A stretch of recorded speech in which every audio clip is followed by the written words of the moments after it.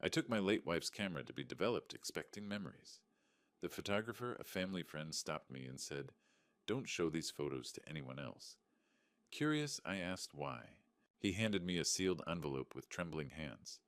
What I saw in those final pictures revealed a terrifying secret that would change everything. Please subscribe and share where you're watching from in the comments below. For 3 months, that camera sat untouched. I had no idea it would change my life forever. 3 months after burying my wife, I finally found the courage to touch her camera. My name is Stephen Mills, and at 67, I never thought I'd be learning to live alone on this Montana ranch. Natalie and I raised 2 kids here, Bryce, who runs a struggling trucking business in town, and Adrienne, who married into money when she wed Roderick Stone 6 years ago. We built a good life on these 1,200 acres, watching our cattle graze and our grandchildren grow. Then April came and everything changed. The old Nikon sat on our kitchen counter like a monument to grief. Natalie had carried that thing everywhere during her last year, documenting our ranch with the passion of someone seeing it for the first time. She'd been the most careful driver I knew, but they said her brakes failed on Highway 12. Just one of those things that happen to older vehicles, the sheriff told me. I'd been avoiding Howard's camera shop in town, but this morning felt different. Maybe it was the autumn light slanting through our window, the same golden hour she'd chased religiously. I wrapped the camera in an old flannel shirt and drove 20 minutes into Millfield. Howard Sinclair had been developing our family photos since before we were married. His shop sat between Murphy's Hardware and the old diner, now just another empty storefront in a dying town. "Stephen," Howard looked up with careful sympathy. "Been wondering when you'd come by." I placed the camera on his counter. "Her last roll. I'm ready." Howard handled the Nikon with reverence. She loved this old girl, always asking about f-stops and shutter speeds. Said photography taught her to really see things. The familiar tightness gripped my throat. "How long?" "Give me an hour." I walked Millfield's empty streets, counting for lease signs like tombstones. When I returned, Howard was waiting with a manila envelope, his expression troubled. "Most of these are beautiful, Stephen. Real professional quality, the ranch cattle, that old oak by your gate." He paused, glancing toward his window. "But there's something you need to see. Come to the back." He led me past displays to his development room. Photos hung from a clothesline like evidence. The first shots showed typical ranch scenes. Then they changed. "These last few are different," Howard said quietly. "Looked like she was hiding, taking pictures from behind trees." The images showed our eastern pasture from concealed angles. Men in white protective suits working near Willow Creek. Equipment I didn't recognize. Then the final photograph hit me like a punch. Roderick Stone. My son-in-law stood beside our creek in pre-dawn darkness. Next to him, a stranger helped dump contents from large metal containers directly into the water. Even in the grainy light, their actions were unmistakable, deliberate, secretive, criminal. "Jesus Christ," I whispered. Howard stepped closer. "Stephen, these photos. If the wrong people know she took them, you could be in serious danger. Hide them somewhere safe." My hands trembled as I reached for the pictures. "What were they dumping?" "Nothing legal." "And Stephen," Howard gripped my shoulder, "be very careful who you trust. If they killed her for these photos," the words hung between us like a death sentence. Natalie's brake failure suddenly made terrible sense. "You think they murdered my wife?" Howard's silence was answer enough. I drove home with the envelope burning against the passenger seat. How long had Natalie been watching them? What had she discovered? And why hadn't she told me she was in danger? Our ranch looked different as I pulled into the driveway, not like the sanctuary we'd built, but like a crime scene. The creek where we'd taught our grandchildren to fish, now contaminated by whatever my own son-in-law had been dumping. The question now was, what was I going to do about it? That same afternoon, Adrienne and Roderick showed up unannounced. I'd barely finished hiding the photographs when their BMW crunched up the gravel drive. Through the kitchen window, I watched my daughter emerge, her designer heels completely wrong for ranch life. Roderick straightened his expensive suit, the kind of man who wore ties to visit family. They'd been coming around more since the funeral, always with careful concern that felt rehearsed. "Dad, you look tired." Adrienne kissed my cheek, her perfume sharp against the smell of hay. "This house feels so empty." "I'm managing fine." Roderick settled into my recliner without invitation. "Stephen, we've been worried. Managing 1,200 acres alone at your age, that's tremendous responsibility. Been doing it for 40 years. "With Natalie's help," Adrienne said softly. "But now I do it alone." Roderick leaned forward, his smile practiced. Actually, that's why we're here. I've been speaking with business associates about your situation. There's a development company very interested in this property. It's not for sale. Of course not, Adrian rushed in. We're just exploring options for your security. Roderick pulled out a leather folder. $3 million, Stephen. Cash offer, quick closing. You could buy a nice place in town, one of those condos near the golf course.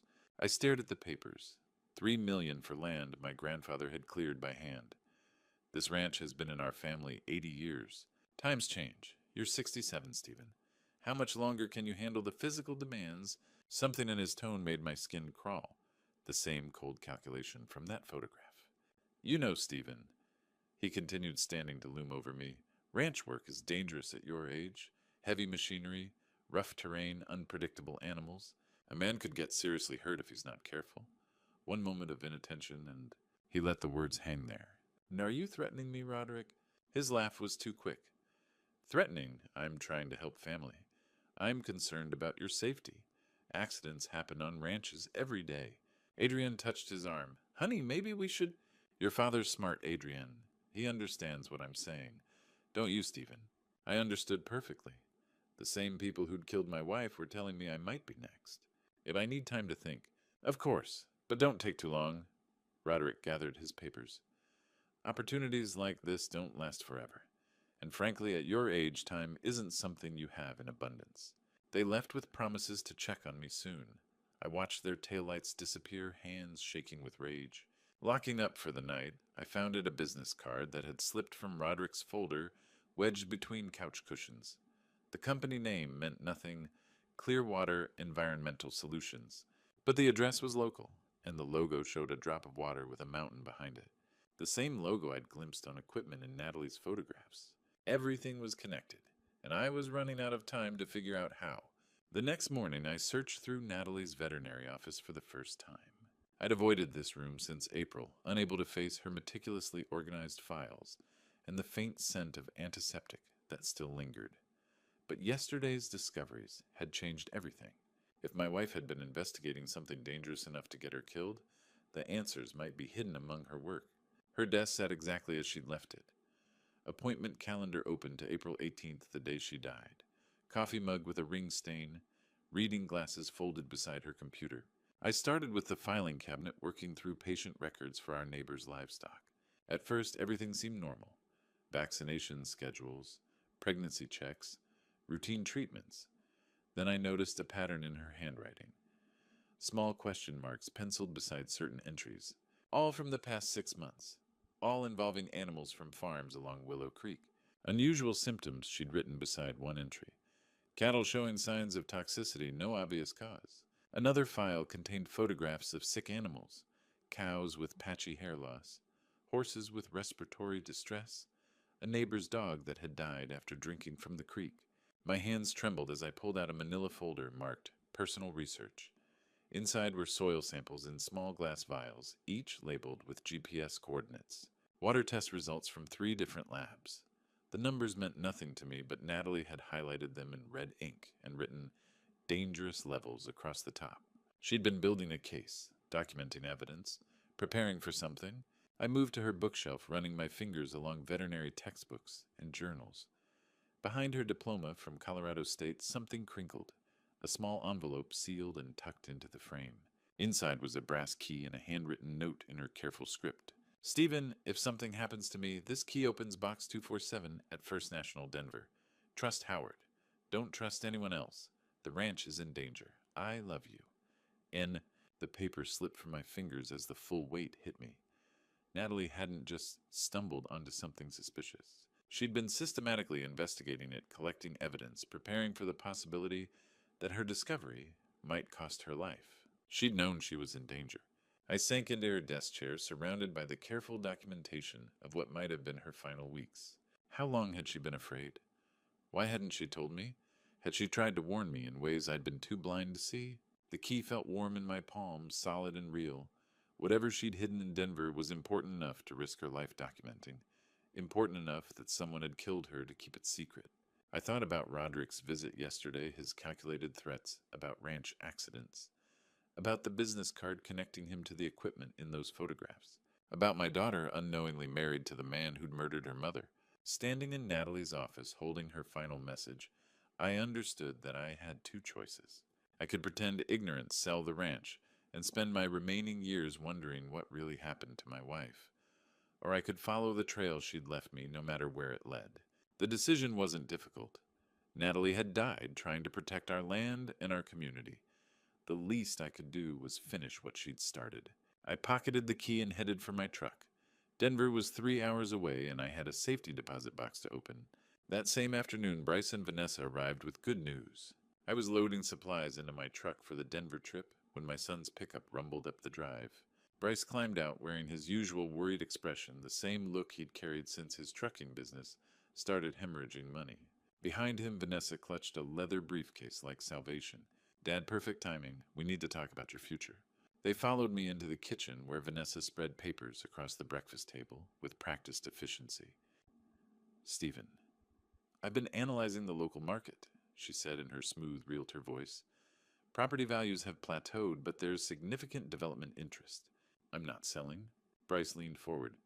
Dad, hear us out. $3 million cash, quick closing, no contingencies. You could buy that place in town, maybe get an RV for traveling. I never wanted any such thing. Vanessa pulled out glossy brochures. These retirement communities offer everything: golf medical facilities, social activities. No more worrying about cattle or equipment. I studied my son's face, seeing desperation beneath his enthusiasm. How much do you owe, Bryce? The question hit like a slap. His smile faltered. What? Your business. How deep in the hole are you? Vanessa's hand found his arm. Stephen, this isn't about money. Like hell it isn't. Who's been talking to you? Who put this in your heads? Bryce's shoulders sagged. Dad, please. Just listen. Vanessa and I have been discussing your situation. Living alone at your age with all these responsibilities. My situation is fine. No, it's not. Vanessa's voice turned sharp. You're isolated, grieving, making poor decisions. Yesterday you acted paranoid in town, asking Howard strange questions. My blood chilled. Someone had been watching me. Dad, Bryce said quietly, Vanessa and I already signed papers. We think you need help making big decisions. It's not about money. It's about your safety. The betrayal hit like a physical blow. What papers? Vanessa opened her briefcase with clinical precision. A petition for competency evaluation. We're concerned about your mental state since Natalie's death. The isolation conspiracy theories, inability to make rational decisions. I stared at legal documents bearing my son's signature. My own child declaring me mentally unfit. The evaluation is next week, Bryce said, unable to meet my eyes. 3 doctors will assess your cognitive function, decision-making capacity, ability to manage your affairs. And if they find me incompetent, the court appoints a guardian to handle your finances and property, Vanessa explained with satisfaction. For your protection. I looked at my son, the boy I'd taught to drive, to fish, to work with his hands, the man whose business I'd helped finance when banks wouldn't. They got to you, didn't they? Promise to pay your debts if you helped them get the ranch. Dad, no one got to me. I'm trying to help. You're trying to steal my land for whoever's paying your bills? Bryce's face flushed. That's exactly the paranoid thinking that proves you need help. There's no conspiracy, Dad. Just a family trying to care for a stubborn old man who can't accept reality. They gathered their papers and headed for the door. The evaluation is next week, Bryce called back. Please don't make this harder than it has to be, Dad. I watched them drive away, understanding that I was truly alone now. My daughter married to a killer. My son bought by the same people who'd murdered his mother. Denver couldn't wait. Whatever Natalie had hidden might be my only chance to save everything. The following night, I drove to Denver, avoiding main highways. I'd waited until midnight to leave, taking back roads through the mountains where surveillance would be harder. The 3-hour drive gave me too much time to think about Bryce's betrayal, about the competency evaluation hanging over my head. By dawn, I'd reached the city limits. First National Bank sat in downtown's financial district, a granite monument to old money. I waited until they opened, watching commuters hurry past with coffee and smartphones, living normal lives untouched by murder and conspiracy. The safety deposit box clerk was young with kind eyes who didn't ask questions when I presented Natalie's key and death certificate. Take all the time you need, Mr. Mills, she said, leading me to a private room. Box 247 was larger than expected metal and surprisingly heavy. My hands shook as I lifted the lid, revealing 3 folders and a small digital recorder. The first folder contained surveillance photographs. Not Natalie's usual artistic shots, but telephoto images taken from concealed positions.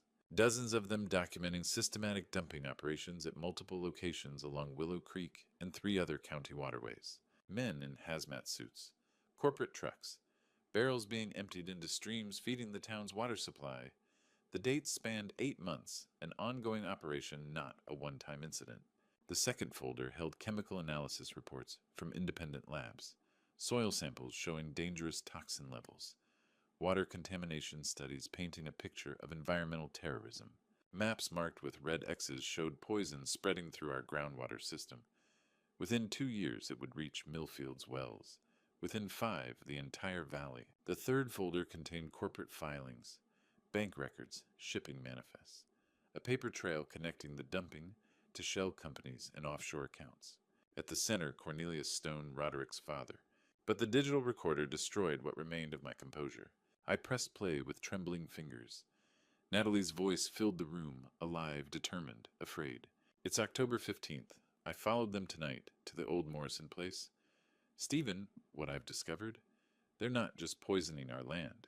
They're running a criminal enterprise taking millions from companies nationwide to illegally dispose of toxic waste.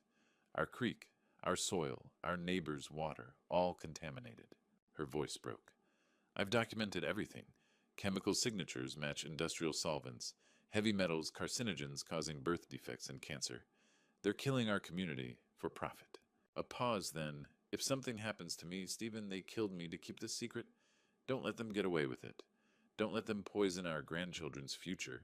The recording ended, leaving me with the weight of her sacrifice. My wife had been murdered for trying to save our community from environmental terrorism. I gathered the evidence carefully. This wasn't just about our ranch anymore. It was about justice for Natalie, protection for our neighbors, stopping a conspiracy, threatening thousands of lives. Leaving the bank, sunlight seemed too bright, the city too normal. People walked past, carrying on ordinary conversations, while I carried proof of mass poisoning. Halfway to my truck, I spotted it, a white pickup, with Montana plates parked across the street. The same vehicle from Natalie's photos. The driver wore a baseball cap pulled low, but I felt his eyes tracking me. They'd followed me to Denver. They knew exactly what I'd found. And now I had to figure out how to use it before they silenced me permanently. The next morning, I called Diana Crawford from a payphone at a Denver diner. I'd spent the night in a cheap motel, afraid to go home with that surveillance truck tailing me. Diana Crawford's name had come up when I'd Googled Environmental Investigative Reporters Colorado. Her byline appeared on corporate cover-ups, illegal dumping politicians taking energy company bribes. Denver Post Crawford speaking. Ms. Crawford, my name is Stephen Mills. I have information about a massive toxic waste operation in Montana. People have been murdered to keep it quiet.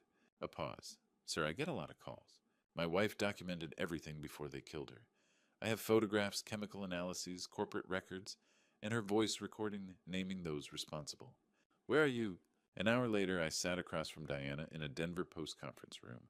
She was maybe 40, with sharp eyes and the focused intensity of someone who'd built a career exposing lies. I spread Natalie's evidence across the table like cards that could win or lose everything.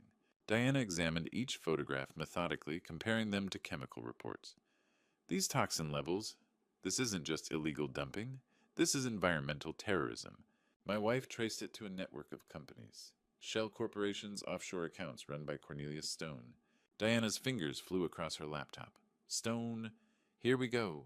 Cornelius Stone, multiple LLCs in Delaware, Wyoming, Nevada. Classic money laundering setup. She looked up. Stephen, we're talking about a multi-state criminal enterprise. I played Natalie's recording. Diana listened without interruption, taking notes, her expression darkening with each revelation. Your wife was incredibly brave and thorough. This is Pulitzer-level documentation. Can you publish it? I need verification first. Corporate Filings Lab results cross-reference the chemical signatures. She pulled out her phone. I'm calling my EPA contact and someone at the FBI who specializes in environmental crimes. While Diana made calls, I watched Denver traffic, thinking about normal people living normal lives while poison spread through Montana groundwater. Good news, Diana said, hanging up. The EPA has been investigating similar operations in 3 states. Your wife's evidence fills gaps in their case. The FBI is very interested. What happens now? We expose them tomorrow night. I'll come with you to confront them. I need their confession on record. Too dangerous. If they killed Natalie, that's why we'll have backup. She dialed again. Detective Thornfield Diana Crawford. I need tactical support for an environmental terrorism investigation. She covered the phone. Thornfield's been wanting to nail corporate criminals for years. He'll position officers around your ranch close enough to intervene. My hands shook. You want me to call them? Tell them you're ready to negotiate. Make them think they've won, that you're giving up. They'll come to gloat, maybe get careless. Diana handed me her phone. Call now. Tomorrow night, 8 o'clock. I dialed Roderick's number, heart hammering. Stephen, I was hoping you'd call. Have you reconsidered our offer? Maybe. Can we talk tonight's not good, but tomorrow evening? Perfect. My father and I will drive up tomorrow at 8 p.m. We have a final offer you can't refuse. The line went dead. Diana was already typing. They took the bait, she said with satisfaction. Tomorrow night, we end this. I stared at her laptop screen where she'd begun drafting the story that would either save my community or get us both killed. What if they don't confess? Diana's smile was sharp as a blade. Stephen, I've been doing this 15 years. Men like Cornelius Stone can't resist explaining how clever they are, especially when they think they're about to win. The next evening at exactly 8 p.m., Cornelius Stone's black sedan pulled into my driveway. I watched from the kitchen window as two figures emerged: Roderick in his usual expensive suit, and an older man who moved with the calculated confidence of someone accustomed to getting his way. Cornelius Stone looked exactly like what he was: old money wrapped in tailored wool and quiet menace. Diana had positioned herself in the back hallway an hour ago, wireless recording equipment connected to Detective Thornfield's surveillance van parked a quarter-mile down the road. The plan was simple. Get them talking, capture their confession, let the cavalry arrive. My hands were surprisingly steady as I opened the front door. Cornelius. I shook his hand, noting the soft palm of a man who'd never done physical labor. Good of you to drive all this way. Stephen. His smile was practiced paternal. I've been looking forward to meeting you properly. Roderick's told me so much about the family. They settled into my living room like they owned it. Cornelius took the recliner Natalie's chair while Roderick perched on the couch's edge, nervous energy radiating from every muscle. I understand you've reconsidered our offer, Cornelius said, pulling out a leather portfolio. Smart man, sometimes it takes time to see reason. This ranch has been in my family 80 years. And what a legacy. But times change, Stephen. You're alone now, getting older. These 1,200 acres are too much for any one man to handle. I poured coffee with hands that barely trembled. The environmental impact concerns me. What exactly does your company do? Cornelius's smile never wavered. We solve problems, Stephen. Industrial waste, chemical disposal, regulatory headaches. We make them disappear. Like you made my wife's concerns disappear. The temperature in the room dropped 10 degrees. Roderick shifted uncomfortably, but Cornelius remained perfectly still. Your wife was a lovely woman. Tragic accident, those brake failures, especially in older vehicles. Funny thing about brakes, they don't usually fail on their own. Cornelius leaned forward, his mask slipping slightly. Stephen, I'm going to be direct. Your wife was too curious for her own good. She started asking questions, taking pictures, collecting samples.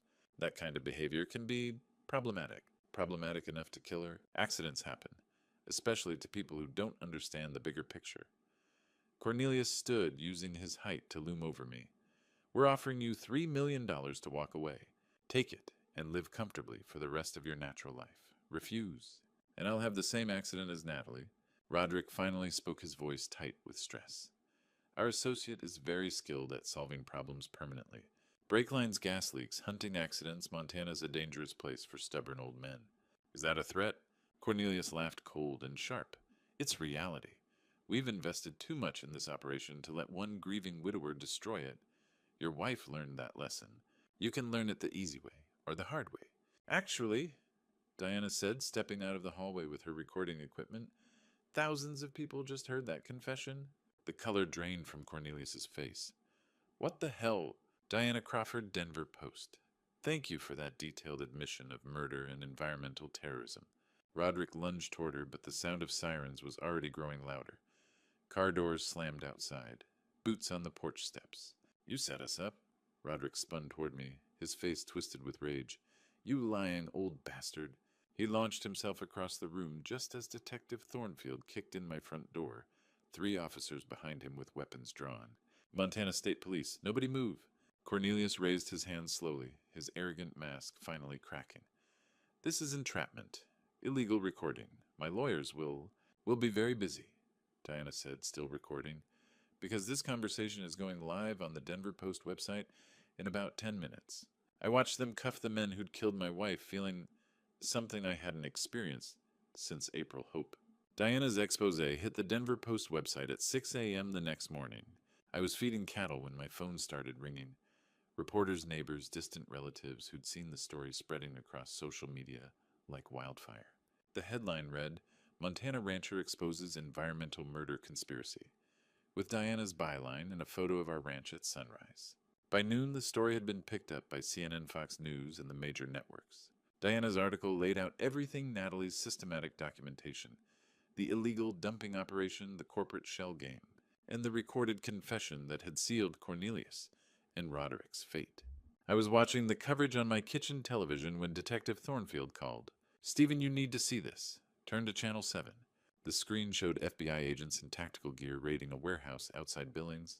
According to the reporter, federal agents were executing simultaneous search warrants across 4 states, targeting properties linked to Stone's criminal network. Based on evidence provided by Montana rancher Stephen Mills, the anchor explained federal investigators have uncovered what they're calling the largest illegal toxic waste disposal operation in U.S. history. The phone rang again. This time it was Diana. Stephen, it's exploding. The EPA is calling it environmental terrorism. The Justice Department is talking RICO charges. And we just got word they arrested Curtis Fleming this morning. Curtis Fleming, the man from Natalie's photographs, the one who'd helped Roderick dump poison into our creek. He's already talking, Diana continued. Apparently he doesn't want to face federal murder charges. His lawyer called my editor an hour ago. Fleming's willing to testify about everything. The brake line sabotaged the dumping schedule, the whole operation. I sank into my kitchen chair, overwhelmed. What's he saying? That Cornelius Stone ordered your wife's murder when she got too close to exposing them. That Roderick cut her brake lines on Highway 12, knowing she'd be driving that route to her veterinary conference in Missoula. That they've been poisoning Montana groundwater for 2 years, taking millions from companies nationwide to illegally dispose of industrial waste. The television showed Cornelius and Roderick being led from the courthouse. In shackles, their expensive suits replaced by orange jumpsuits. Cornelius kept his head high, still radiating arrogance even in handcuffs. Roderick looked broken, defeated, the weight of his crimes finally crushing his shoulders. Federal prosecutors are seeking life sentences, the reporter announced. The environmental damage is estimated in the hundreds of millions of dollars, affecting water supplies for over 50,000 residents across 4 states. I thought about our neighbors, the families who'd been drinking poisoned water without knowing it, the livestock that had died, the cancer rates that would probably spike in the coming years. All of it for Cornelius Stone's profit margins. My phone buzzed with a text from Bryce. Dad, I saw the news. I'm so sorry. Can we talk? Then another from Adrian. I had no idea. Please forgive me. I stared at the messages, feeling a complex mix of vindication and sadness. My children had betrayed me, but they'd been manipulated by master criminals. The competency evaluation was already canceled hard to declare someone mentally unstable when they'd just exposed a multi-state conspiracy. The television switched to a live shot from the EPA cleanup site at Willow Creek. Workers in hazmat suits were installing filtration systems, testing soil samples, beginning the long process of environmental restoration. The cleanup is expected to take years and cost taxpayers millions, the reporter said. But thanks to one man's determination to find the truth about his wife's death, one of the largest environmental crimes in American history has been stopped. I walked outside to check on the cattle breathing clean Montana air and watching the sun set over land that was finally safe again. Natalie's photographs had started this journey, but it was her courage and the evidence she'd died protecting that had brought these criminals to justice. Tomorrow I'd have to figure out how to rebuild relationships with my children, but tonight, for the first time since April, I could sleep, knowing that my wife's killers would spend the rest of their lives in federal prison. Justice had been served. Natalie could rest in peace. 6 months later, spring came early to the ranch. I stood in our kitchen doorway watching morning sunlight stream across pastures where new grass pushed through soil that was finally clean. The EPA had finished their work in February, declaring our water safe and land restored. The scars were healing both in the earth and in our family. Adrian's car was already in the driveway she'd been coming by every morning since moving back to help with ranch work. The divorce from Roderick had been finalized in January, just before his sentencing. 25 years in federal prison. His father got life without parole, dying in his orange jumpsuit, while his criminal empire crumbled. "Morning, Dad." Adrienne appeared in the kitchen, hands already dirty from feeding horses. She'd traded designer clothes for work boots and flannel shirts, rediscovering the ranch girl she'd been before money complicated her life. "Coffee's fresh," I said, pouring 2 cups. "Bryce coming by today. Around noon, he's bringing the kids." She accepted the mug gratefully. Emma's excited about the memorial garden. She wants to help plant wildflowers. The memorial garden had been my winter project, a small patch near the creek, where Natalie used to photograph wildlife. I'd chosen her favorite flowers, Indian paintbrush, lupine mountain asters, simple Montana blooms that would return each spring. Bryce had lost his trucking business, but found work with a construction crew in town. Hard labor that seemed to ease the guilt he carried. We were rebuilding trust one conversation at a time, like laying foundation stones. "He's been sober 3 months," Adrian said quietly, "since the trial ended." I nodded. Addiction had been Bryce's way of handling shame, but he was fighting back to the man I'd raised. Recovery was possible for people and for land. The afternoon brought grandchildren's laughter echoing across pastures, where cattle grazed on grass that would never again be poisoned. Emma, now 7, helped me plant purple lupine while her brother chased butterflies between fence posts. "Grandpa, will Grandma Natalie see the flowers?" Emma asked, her small hands gentle with seedlings. "Every spring when they bloom," I told her. "She'll see them and remember how much we love her." As evening approached, I walked alone to the small cemetery on the hill, where 4 generations of my family rested. Natalie's headstone was simple granite, "Beloved wife, mother, truth seeker." I knelt beside her grave, placing fresh wildflowers from the memorial garden. "You didn't just save our ranch, love," I whispered. "You saved our whole community. The water's clean now. Kids can swim in Willow Creek again. And those men will never hurt another family." The wind rustled through cottonwoods, carrying the scent of clean earth and new growth. Somewhere in that sound, I heard her voice reminding me that courage wasn't the absence of fear, it was doing what's right, despite the cost. Walking back toward the house, I saw lights glowing in every window. Adrian cooking dinner, Bryce helping grandchildren with homework. 3 generations gathered around the table where Natalie and I had shared 42 years of morning coffee and evening conversations. The ranch would continue. The family would heal. And in the mountains surrounding our valley, spring water flowed clean and pure again, carrying life instead of poison. Natalie had given her life to protect what mattered most. The least I could do was spend the rest of mine honoring that gift. You know, folks, at 67 years old, I've learned that God works in mysterious ways. When I lost Natalie, I thought my world had ended. But the Lord had a different plan. He used her courage and those photographs to expose the truth and save our community. This true story taught me that sometimes the strongest among us are those who fight for what's right, even when it costs them everything.